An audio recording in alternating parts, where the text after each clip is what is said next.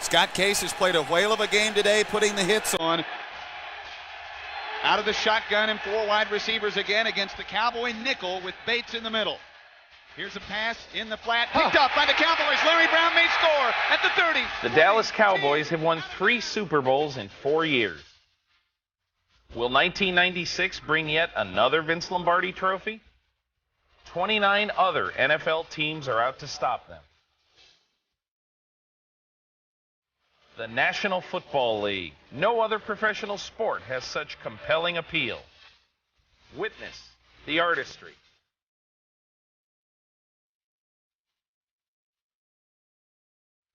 The intensity.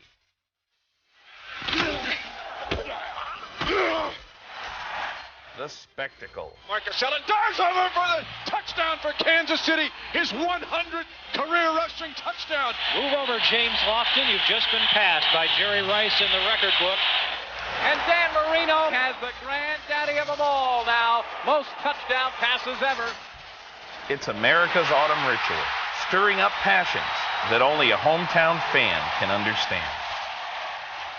I'm Peter King of Sports Illustrated, your host for the 1996 Pittsburgh Steelers Video Yearbook, featuring a retrospective of last year's Super Bowl team, Pittsburgh's first since the 70s, entitled 60-Minute Men. A pair of Pittsburgh Classics segments, the career of Franco Harris, and a look back at Super Bowl X.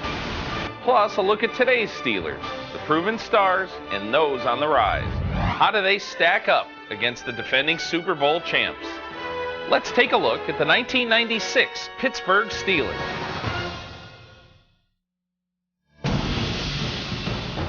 In the offseason, I heard a lot of people talk about the Steelers as has-beens, also-rans, team that's going to slide into mediocrity because of all the free agent losses they've had. But in the 4 years of true free agency in the NFL, they've had 15 starters go on the free agent market. 0 have re-signed with the team. But the reason that the Steelers aren't particularly worried is because throughout time, they haven't been crippled by free agency. So I think this is a team that just says, we're going to win with the guys who are here. The tempo set in our place by us and maintained all day by us. We'll do it one play at a time, starting with this return. Now let's go.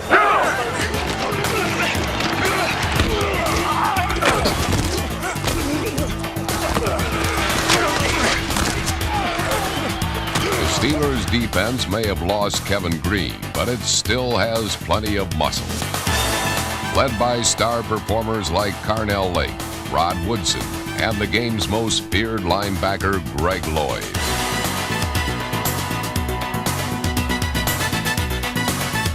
Lloyd is still one of the most disruptive defenders in football. An intimidating presence before, during, and even after a game. I always hate covering the Steelers when they lose because that means that you go into the locker room after the game and Greg Lloyd is a sphinx by his locker. And it's almost like he's catatonic. What happens with Greg Lloyd is that he takes this stuff beyond seriously. And, he's so intense and so intent on his game and on winning that he's just a bear to deal with when they lose. Conversely, when they win or if good things have happened in the game for him, he's so good at explaining the ins and outs of the game. And I think that he's one of those guys who you really like to see play well in the NFL because in so many ways he's a throwback, but just because of how hard he plays, and because of his leadership on the field. Keep doing what we're doing. Ain't no pressure on nobody out here, man. Listen, they can't do anything on us. Let's not give up big plays. Learn play action. Anybody got any keys, let everybody know. Keep playing gap defense, man. Hey, talk to the guy next to you. Trust him. 1, 2, 3, D. Here we go. 1, 2, 3, D.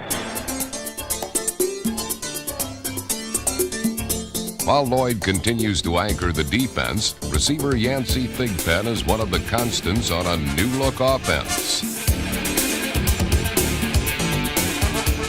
Thigpen remains a reliable target despite adjusting to a new starting quarterback. think Yancey Thigpen really has provided the Steelers with something that they haven't had since Lynn Swann, and that's a legitimate deep threat. A lot of the guys they've had over the years, even starting with John Stallworth, they were more, possession guys. They were more intermediate route guys. But I think Thigpen gives them a guy, a force that they really haven't had in several years. Steps up into the pocket, fires a pass, complete to Thigpen, dances into the end zone. The Steelers have the touchdown.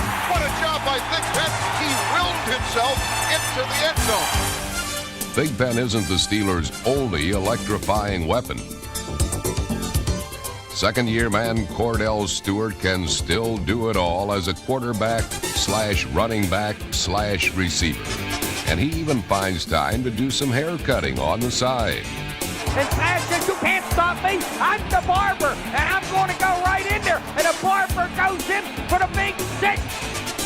What a breath of fresh air this kid was, not only to this team, but I think to this game. Hey, everybody at home, what's up? Bill Cowher wanted to see Cordell Stewart inserted more into this game plan.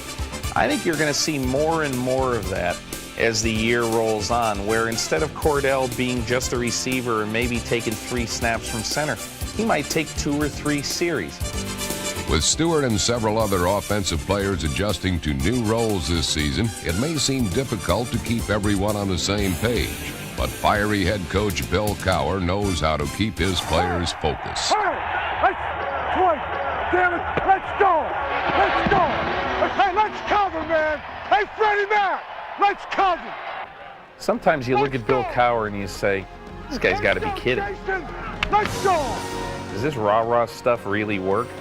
And I've asked enough players on the Steelers about this over the years, and it works for them, because once you get into the arena, you have to play a lot on emotion. Let's go!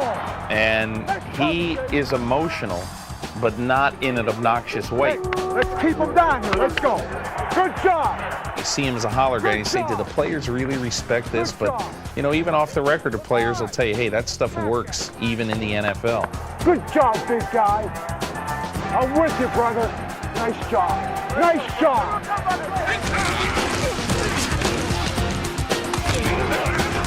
The Steelers may not be exactly the same team that nearly upset Dallas in the Super Bowl, but their defense still packs plenty of punch.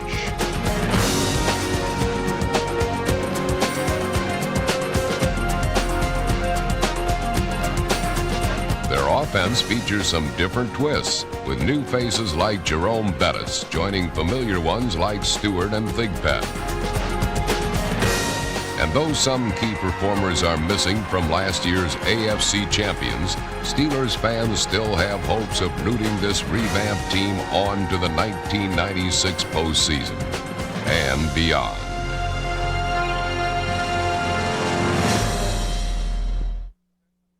As you can see, the Steelers possess some impressive football talent. Last year, they used their talent well enough to reach Super Bowl 30. But it wasn't an easy Super Bowl road for a team that started the season 3-4 and withstood key injuries before turning things around. Here's a look at those gritty Steelers in their 1995 highlight film, 60-Minute Men.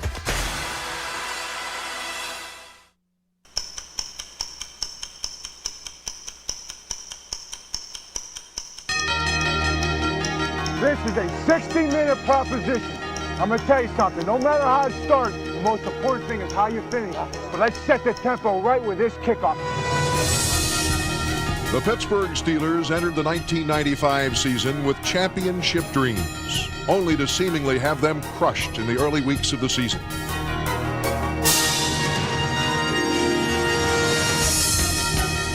Injuries to key players and 4 losses in their first 7 games threatened to doom the Steelers' season of promise. But head coach Bill Cowher refused to let his team quit. And a season of pain turned into a Super Bowl run. Good job!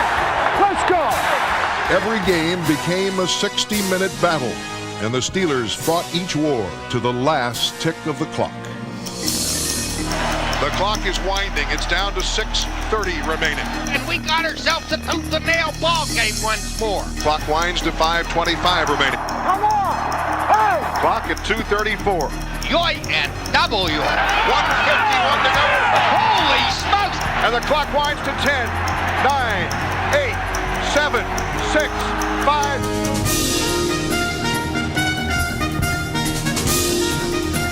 You know what you did? You find a way to win. There's a belief, there's a will, and I'll tell you what, if you stay at things and you don't ever stop believing, you make your own good fortune. You gotta play for 60 minutes. You gotta play for 60 minutes.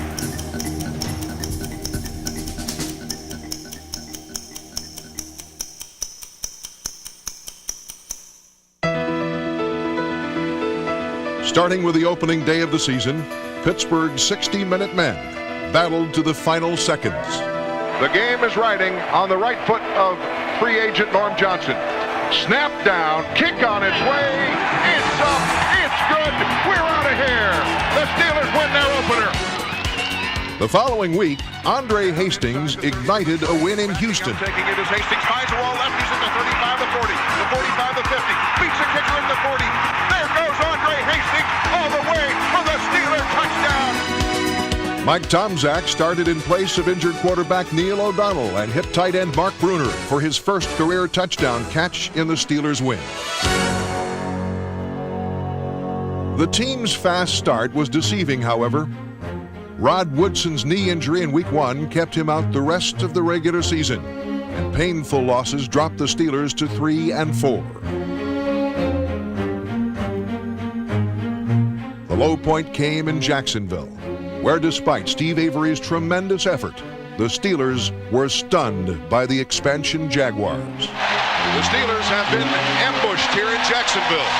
The Steelers now have to go back to the drawing board and figure out how they're going to get back into the playoff picture. After the 7th game, man, we did some soul searching. This group of men have been through a lot.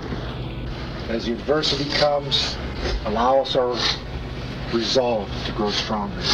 Guys came together and, we spent a little more time in the meeting rooms and looking at a little bit more film. Just doing the smaller things. And I think we came together a little bit more.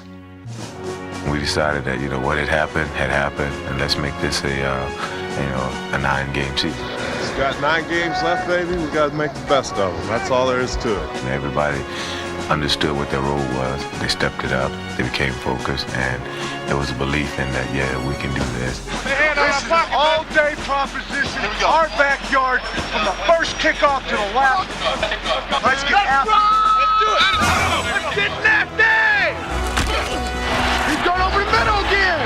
In Week 9, the Steelers unloaded on Jacksonville. Make him run up the middle. He run up the middle. He can't do. He's scared too. That bitch damn right. He's sliding 10 feet away from the nearest person. He better slide. I'm gonna bust his ass.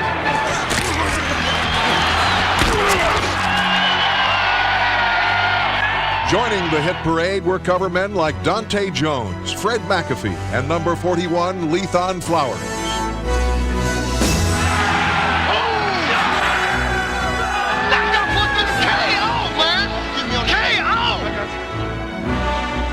Start of a 9-game season.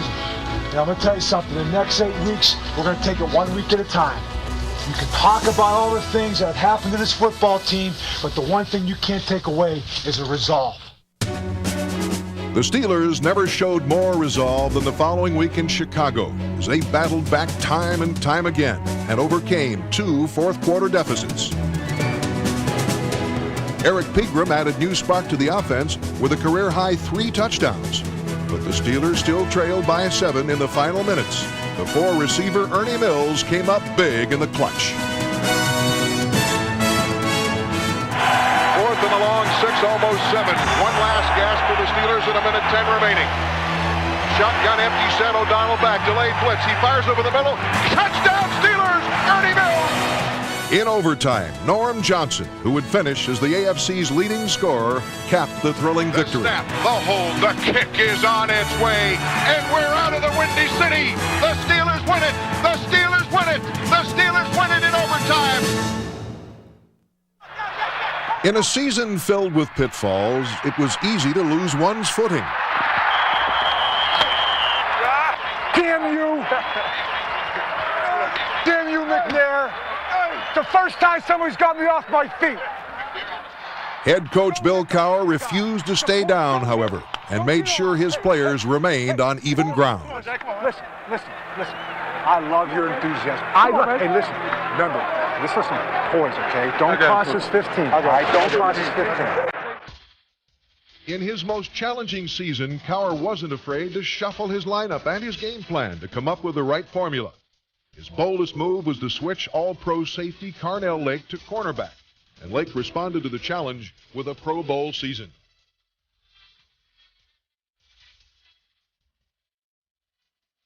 Lake's move left his safety spot to young Myron Bell, who learned from veteran Darren Perry. At the other corner, number 27, Willie Williams, filled the big shoes of Rod Woodson and led the AFC with 7 interceptions. He's up to the 45, the 50, the 45, the 40. Still on his feet, cuts inside at the 30. Now he goes middle of the field at the 20.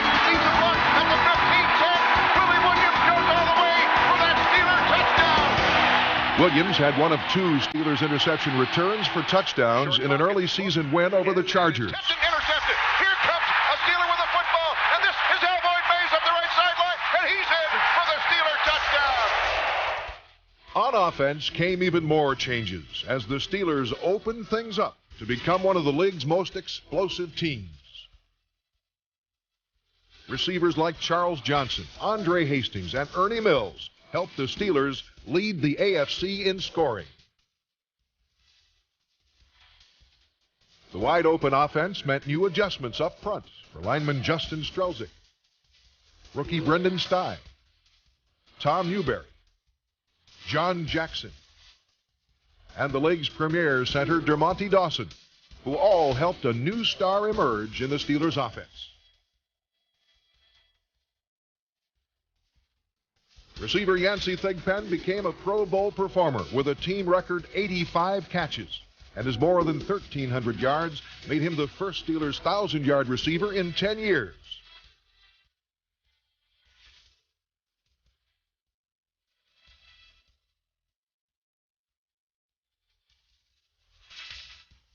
While Thigpen was the Steelers' most productive weapon, a certain rookie became the league's most unpredictable. I see Cordell Stewart into the ballgame. Hot. Cordell Stewart is in there as a wide receiver. Slash is lined up in the backfield. Stewart in the slot left. Cordell Stewart is the quarterback. Slash in motion from the outside left, and he's going to pooch it. He does it all. Cordell Slash Stewart was the most versatile performer to hit the NFL in years. That Cordell Stewart is strictly a crazy life. Cordell is a quarterback. Cordell rolling right. Fakes the pitch and turns upfield and gets the first down to the 25-yard line. Welcome to College Football USA. Yes, take us back to the dear old campus. Hey, Slasher! Look like you run that for. Good job, Slash. Pitch back to the left side. Stewart looking for the block. Turns it at the 20, the 15, the 10. One man to beat, and he's into the end zone for the Steelers touchdown. Cordell Stewart. He is blockbuster stuff. He's the rave of the National Football League. Cordell is rolling right. Looking, pumping. Now he wants to throw it back, and he ducks out of there, and he's going to reverse field. He gets a block. He's running at the 10. Now he's going to throw it on the run into the end zone. Touchdown, Steelers! What a play by Cordell Stewart, and only a great athlete could make it happen. Stewart not only helped beat the Browns on a Monday night, but also opened things up for the rest of the attack. And the Steelers' new offense was at its best in an amazing Week 12 comeback in Cincinnati. Pittsburgh erased the 31-13 deficit with 36 unanswered points. The Steelers have battled from 18 points back and now trail by 3. Stewart in the slot. Back is O'Donnell. He's looking for Stewart. Stewart's open. He's got it at the 40, the 30, the 25. Stumbling. Cordell Stewart is going to go all the way for the Steelers touchdown. And Cordell Stewart is just something else. The Steelers' greatest comeback in years proved they could now win the shootouts as well as the slugfests, and showed that their offense was now as dangerous as their ever intimidating defense. Everybody taking care of business. Everybody get to the gap. And listen, let's have some ball with this, all right? Here we go. 1, 2, 3. 1, 2, 3, 3.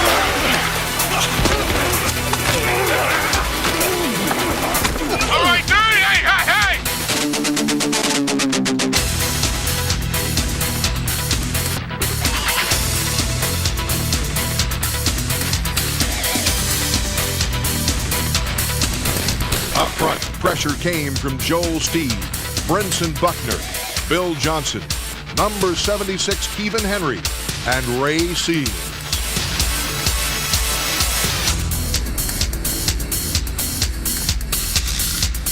At linebacker, Kevin Green was joined by Levon Kirkland, one of the league's premier run stuffers, as well as rising star Chad Brown. And the leader of the group was once again Greg Lloyd, whose punishing style earned him his 5th straight Pro Bowl appearance.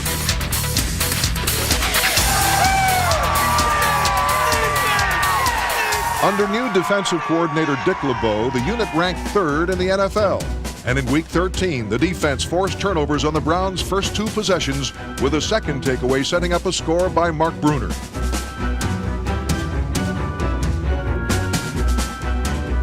The Steelers hung on for their 5th straight victory and continued their winning streak the following week against the Oilers.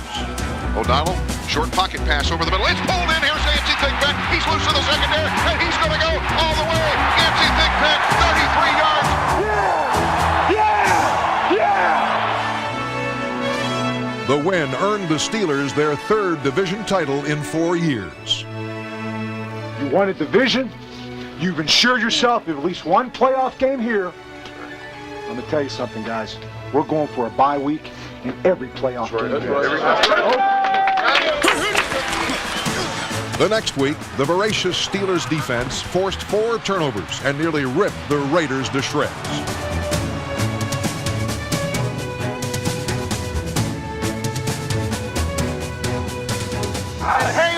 Hang on. He's trying to shake you off and everything. Hang on like a Rottweiler. 1 week later, the Mad Dogs stayed on the attack. And the ball is loose and picked up, and here comes a big man with it. It is Brinson Buckner. And he's rambling, he's going all the way for the Steeler touchdown. Let's go. Put these guys away. Let's tee off, man. Another defensive touchdown put the finishing touches on the Steelers' 8th straight win. He's tackled immediately. He lost it. And he lost the football. And the Steelers are scrambling for it. They pick it up. Here comes Chris Oldham. He's running for the end zone. And he's down and in for the touchdown. The Steelers have scored again. What you've done now is you've earned yourself a week off. Now, I'll tell you what. If teams have to come through here, go to their Super Bowl. Yeah, baby. They're in for a long Talk to me. Talk to me. Yeah.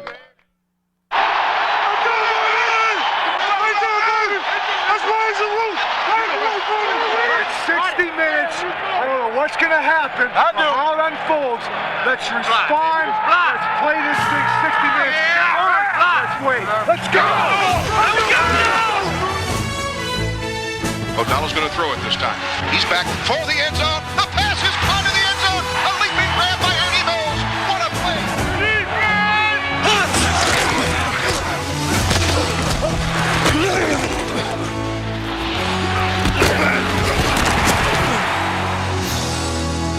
In their opening playoff game, the Steelers overpowered the Bills.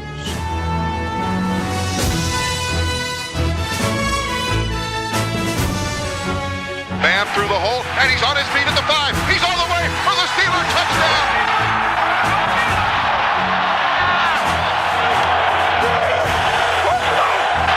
Welcome to Pittsburgh. Right now, the most important thing is that we're playing again next week. This was a 3-game season. One of 3. Right, man. That's the first game, and next week is the second game. And I don't give it to me. We play. It's the Pittsburgh Steelers versus the Indy Colts. The 2 teams battling for the right to go to the Super Bowl. They in this whole city vividly remember what happened in the AFC Championship game last year. Let's go, Steelers! Yeah!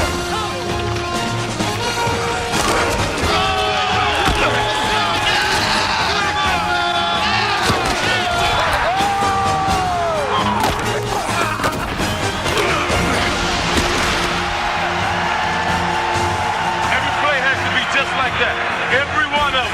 We cannot take this team lightly. You got to play pass, stay on your man. That's how it's got to be. Now he's going to scramble right. Gets a block. Look at Cordell. Turns, looks for the end zone, fires, and it's caught in the end zone for the touchdown. Slash Stewart pulls it in the right corner of the end zone. The Steelers went ahead 10-6, but the Colts came back with a fourth quarter touchdown to regain the lead. In order to avoid another championship game disappointment, the Steelers needed to dig down deep and muster every ounce of heart they had, beginning with a key defensive stand in the final minutes. 3rd and 1, and he turns and he gives it to Lamont Warren, and he's tripped up, and he doesn't make it. And I think it was Willie Williams coming from the other side from the corner who tracked him down in the backfield. Next, it was do or die for the offense with just over 2 minutes remaining.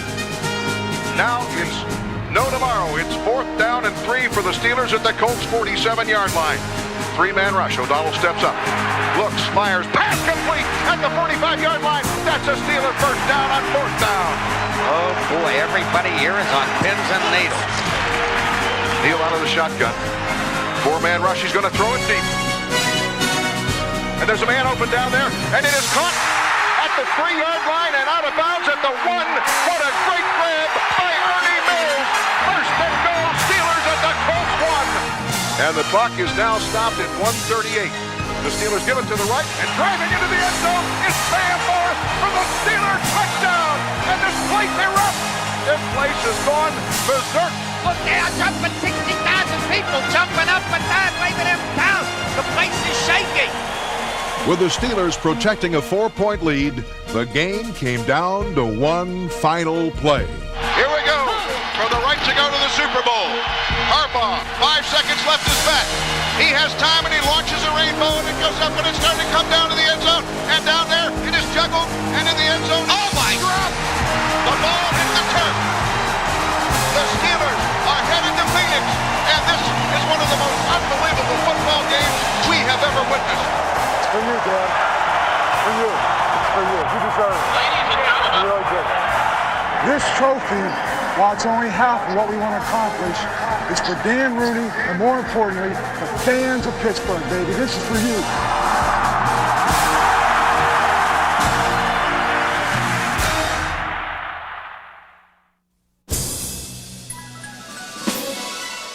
We've come too far. We've overcome too much. Remember what we said. Poise, 60 minutes, and physical. Right on this kickoff. In Super Bowl 30, the Steelers fell behind 13-0. A lot of football. A lot of football, man. A lot of football left. Let's go.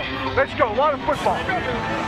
Pittsburgh refused to give in and mounted a drive before halftime to get back into the game. Slant pattern for the goal line. Touchdown, Steelers. Pulling that ball in is Yancey Thigpen.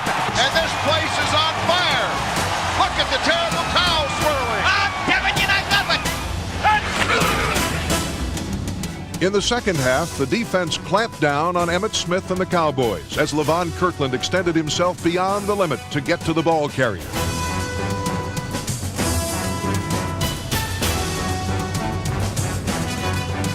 As the Steelers battled back from a 20-7 deficit, perhaps no one personified their heart more than Rod Woodson, the only player ever to come back from as serious a knee injury to play in the same season.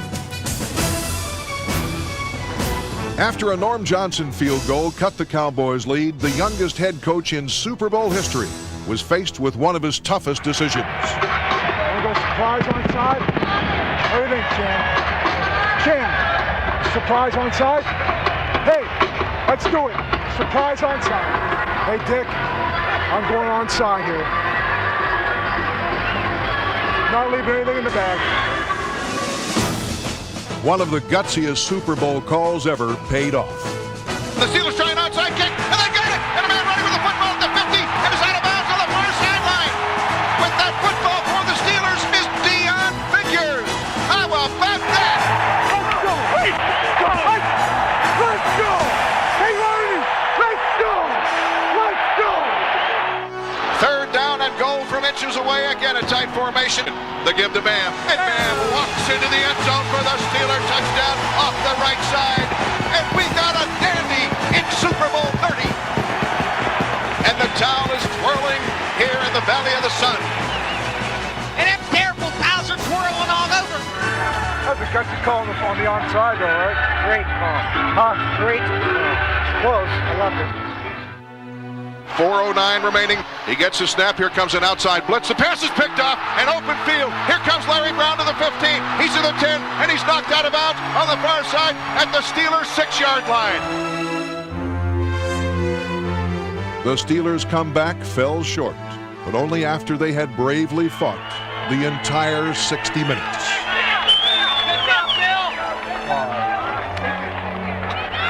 I'm sorry. We'll see you in the locker room, okay? Sometimes you win, sometimes you lose. Good job, Bill.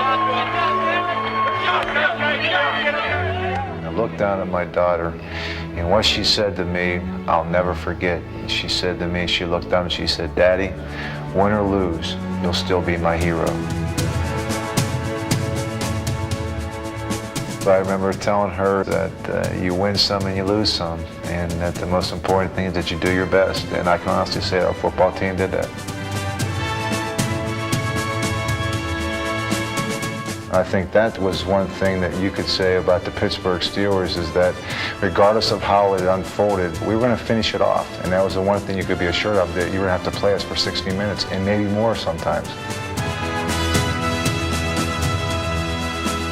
There were times during the 1995 season the Steelers could have given in, but that's not what these men were about.